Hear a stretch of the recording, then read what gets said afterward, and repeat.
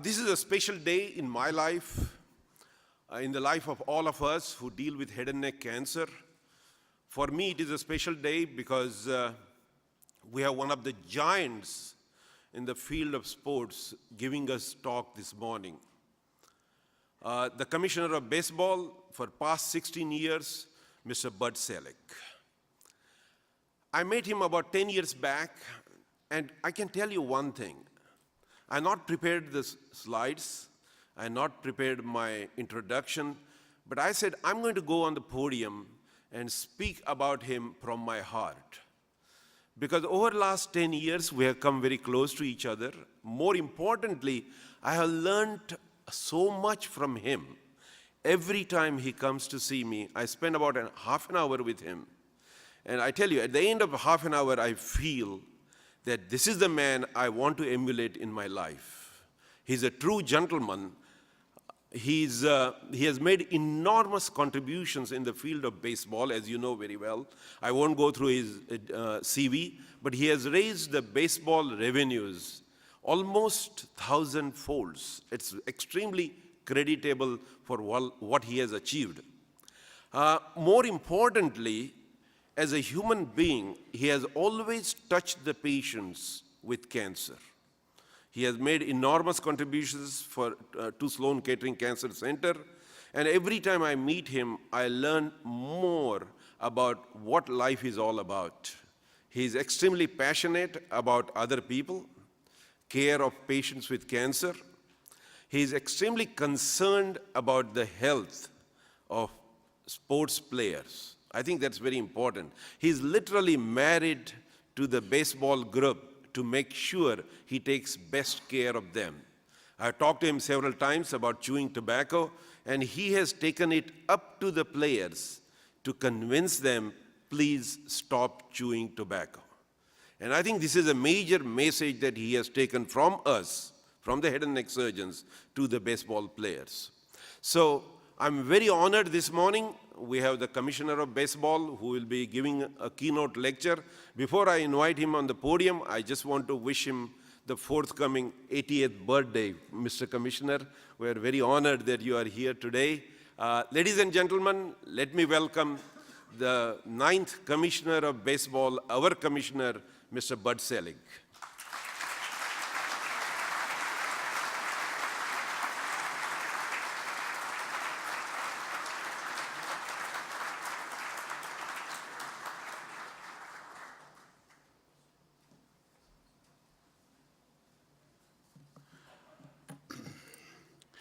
Good morning, everyone. It's my pleasure to be with such a distinguished group of professionals today. I want to thank Dr. Shaha, my friend, and a man from whom I have great admiration, for inviting me to be with you here today. Yesterday marked an annual tradition for the sport that I lead, as 6 individuals were inducted into baseball's Hall of Fame in Cooperstown. Dr. Shaha has informed me that yesterday was very special for another reason, because your society observed World Head and Neck Cancer Day. As we celebrate the 100th anniversary of the Head and Neck program at Memorial Sloan Kettering Cancer Center, I know I speak for countless fellow cancer survivors when I thank you for your remarkable service to our society. Since 1992, it has been my privilege to serve as the Commissioner of Baseball.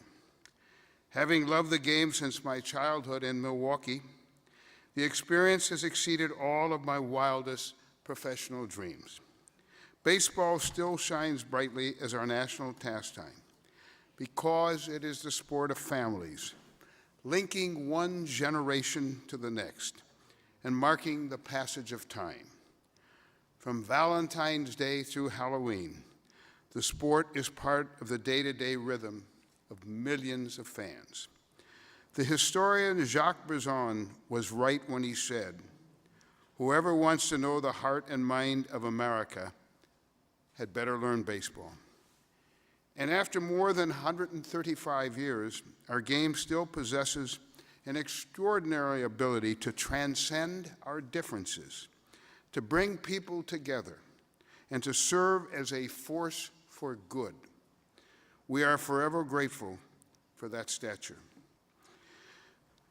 Those who have spent their lives in baseball have also gained a wonderful appreciation of your chosen field.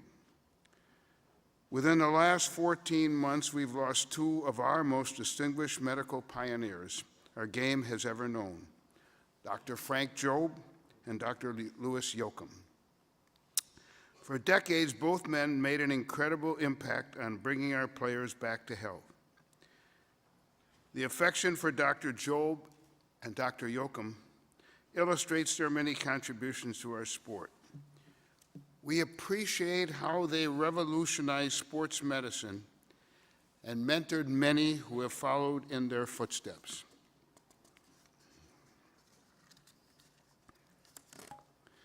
Baseball is the ultimate everyday game.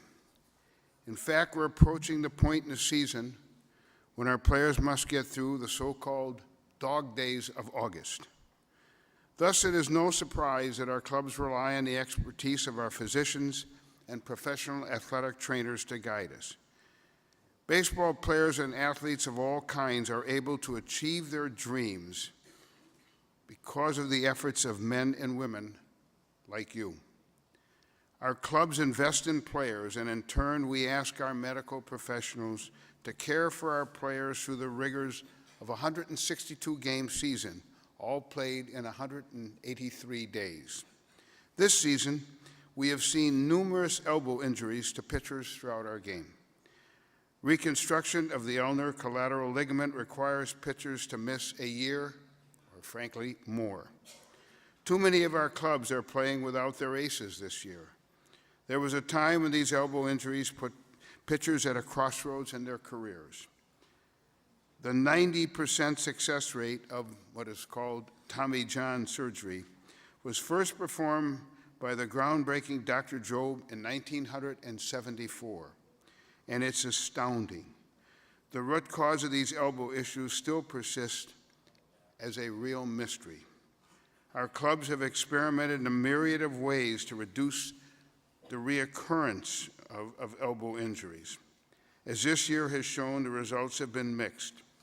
Our medical director, Dr. Gary Green of UCLA, is currently consulting with many leaders in the field to study the issue of pitching mechanics and what we can do to preserve our pitchers. As the commissioner, I've long leaned on the wisdom of doctors and the Professional Baseball Athletic Trainer Society, especially during some of the toughest times that we have faced. When illegal performance-enhancing drugs became a threat to our game, our singular focus turned to implementing a zero-tolerance environment. It hinged on stringent testing and on discipline, as well as advanced research and clearly education. With the essential assistance of our medical personnel, with whom I met often for advice and counsel, we thoroughly addressed this issue from every front. Step by step, we brought our efforts against performance-enhancing drugs to unprecedented heights, including a longitudinal profiling program and blood testing to detect the use of human growth hormone. Today, I'm proud to say that Major League Baseball has the toughest and most comprehensive drug program in all of American professional sports.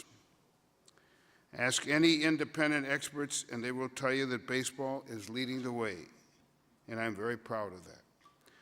We have also gone to great heights in order to uphold our unwavering stance against illegal substances. In 2013, we chose to undertake an investigation that ultimately disclosed violations of our joint drug program by more than a dozen players.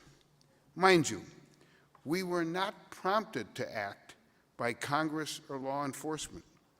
We followed the facts of this matter exhaustively and meted out appropriate discipline to those who had broken our rules. Our decisive actions invited harsh scrutiny and, quite frankly, unpleasant headlines throughout an otherwise wonderful baseball season. But in this case, the difficult thing to do was the right thing to do. There is no doubt that we sent a resounding message to one and all that the integrity of our game will always be paramount. The biogenesis matter, as it was called, demonstrated that a tough drug program requires tough enforcement. In the aftermath of the suspensions, we issued the leading authority on promoting drug-free sport. The World Anti-Doping Agency said Major League Baseball has set a new standard for the other pro leagues all over the world to follow. Another important advance for us in recent years has been the development of a joint policy governing the diagnosis and treatment of concussions. Having seen some of our players impacted by very serious head injuries, we proactively implemented guidelines that call for mandatory baseline testing and the clearance to return to activity. In 2011, we began a special 7-day disabled list for concussions, aiming to prevent our players from returning prematurely. This widely hailed initiative respects both the gravity and the fluid nature of head injuries. Improving player safety has been a major focus of mine in recent years. This season, we have implemented a new experimental rule that has helped us reduce egregious collisions on plays at home plate. The rule has been the subject of debate and criticism. You get used to criticism in this job after a while. And I certainly acknowledge that the applications of the rule can be complex. But we are accomplishing the very objective we set out to accomplish, to protect our catchers from unnecessary violent physical contact. Another step we have taken relates to safeguarding our pitchers from fierce line drives off the bat. Having seen too many scary incidents in which pitchers have been struck by batted balls this year, we've approved the voluntary use of a special protective cap designed by a company called Isoblocks. While the aesthetics of the cap may not yet be as pitchers desire, and they are very fashion conscious, the cap is a mechanism to protect against catastrophic injury, particularly to vulnerable parts of the skull. On June 21st of this year, I was delighted when a San Diego Padres pitcher named Alex Torres became the first major leaguer to wear the protective cap in a game. Last year, Alex had witnessed his teammates sustain a line drive to the head, which led to his decision to try this new product. As Alex has continued to wear the hat for more than a month, we have continued to work with numerous companies that are aiming to enhance safety. Along the same lines, we have a very constructive relationship with both the U.S. Consumer Product Safety Commission and the Center for Disease Control and Prevention, focusing on the education of young players, parents, coaches about the prevention of head injuries. I'd be remiss today if I didn't thank my friend Dr. Shaha for the presentations he's made to our Game Safety and Health Advisory Committee pertaining to the dangers of smokeless tobacco. The tragic recent passing of the beloved Hall of Famer Tony Gwynn at age 54, who acknowledged his use of tobacco, has resulted in a considerable amount of attention to this issue today, and rightly so.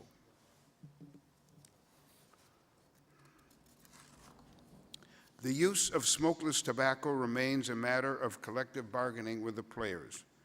While I understand the nature of personal freedoms, my opinion is unchanged. Over the last 20 years, we've undertaken many educational efforts And we've instituted an outright ban in the minor leagues, over which we have more direct influence. But I want our sport to go further. In the aftermath of Tony Gwynn's death, a real tragedy, some players have said they are quitting smokeless tobacco. And I must say the incidence of players in the big leagues is down considerably, but I truly hope all players will choose to follow that path. We've faced many great challenges over the years. I'm very happy to say that our resilient game has risen to the occasion time and time again. After a very trying period in the mid-90s, full of labor strife and a lack of unified vision, baseball solidified its future by finally securing labor peace, revitalizing the economic and competitive structure of our sport.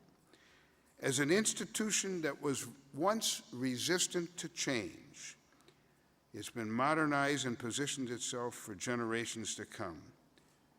Because fans have responded in record fashion, we're fortunate to be in the midst of a great era for the great American game.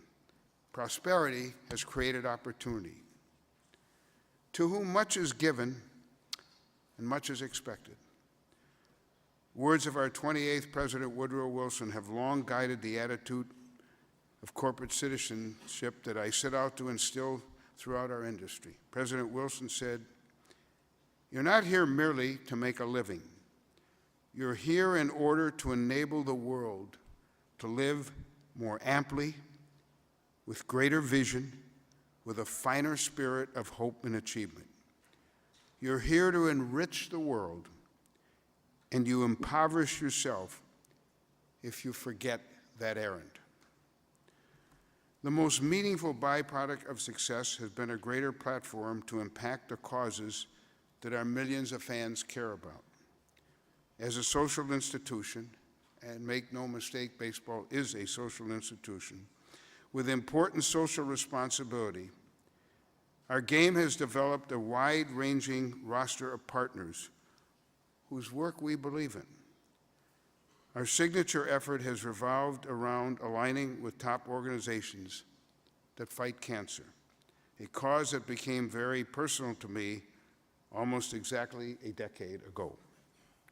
Even before my diagnosis, Major League Baseball had long been a staunch advocate for cancer research. For 16 years now, baseball has conducted its Play Smart program in conjunction with the American Academy of Dermatology. Together, we've raised awareness about skin cancer and have emphasized the significance of prevention and early detection. The initiative educates not only the baseball community, but also our fans. Play Sun Smart has led to nearly 34,000 skin cancer screenings, 1,100 suspicion lesions being identified, including 137 melanomas. Baseball has melded our support of cancer research with our timeless mantle as a preeminent sport of families. Every Mother's Day, our clubs go to bat against breast cancer. By using pink bats at all our game, we raise funds for organizations like Susan G. Komen. Every Father's Day, our Home Run Challenge benefits the Prostate Cancer Foundation. The significance of efforts like these crystallized in my own life in November of 2004, when doctors identified a lesion on my forehead during a routine examination. Luckily, the melanoma was removed and did not extend beyond the skin. I was more fortunate than most, and I knew it. The experience gave me a whole new perspective. It also made me more determined to find ways for the national pastime to help a disease that has affected every family. In 2008, I met with a group of remarkable women from the entertainment industry who founded Stand Up to Cancer. As I listened to these cancer survivors, I saw pure determination in their eyes as they presented their vision of collaborative research and innovation across disciplines. I knew that we had made a match, and Major League Baseball proudly became the founding donor to Stand Up to Cancer. Since then, no endeavor has better illustrated our commitment to social responsibility. MLB and its 30 clubs have given more than $35 million to facilitate Stand Up to Cancer research. By the end of 2014, baseball will have dedicated more than $40 million. We've also conducted significant promotional activities for Stand Up to Cancer, including the dedication of a World Series game in its honor each of the past 4 years. Our industry-wide support of Stand Up to Cancer is as profound as anything I've ever experienced through my life in baseball, which now extends over 50 years. This has proven to be a partnership that not only exemplifies the best of Major League Baseball, but makes our game worthy, in my judgment, of being called the national pastime. I am here as a living testament that dreams can and will come true if you believe in them and you dedicate yourself to making them happen. I believe in limitless dreams that respect the vast potential that each one of you possess. The great Irish playwright George Bernard Shaw once said, "You see things and you say, why? But I dream things that never were, and I say, why not?" Our game has come a long way. 25 years ago, I worried about our future and our unwillingness to adapt to not only the challenges we faced, but also the changing tastes of our fans. Baseball fortune's turn when we formulated a long-term vision. We pursued what we felt was right, and we stuck to our convictions through some tough time. In our efforts against drugs, we have gone where no other sport has gone. The state of the game today is a manifestation of many years of patient but very persistent efforts.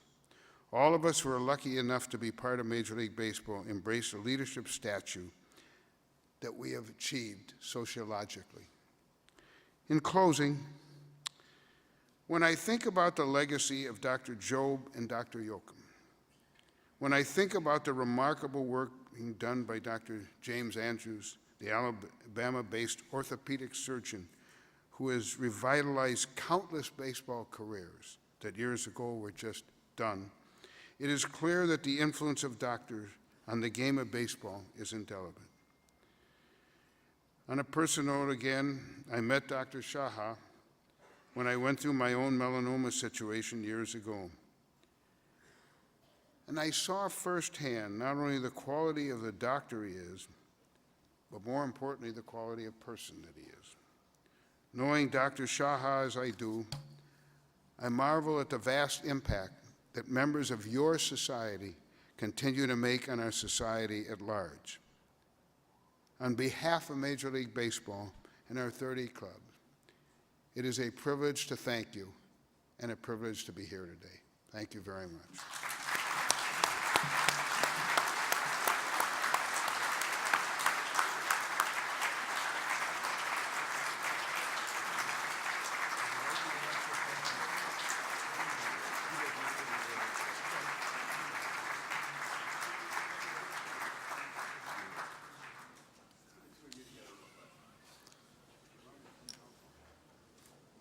Well, on behalf of the American Head and Neck Society and the International Federation of Head and Neck Oncologic Societies, Mr. Commissioner, we are pleased to present this memento to you.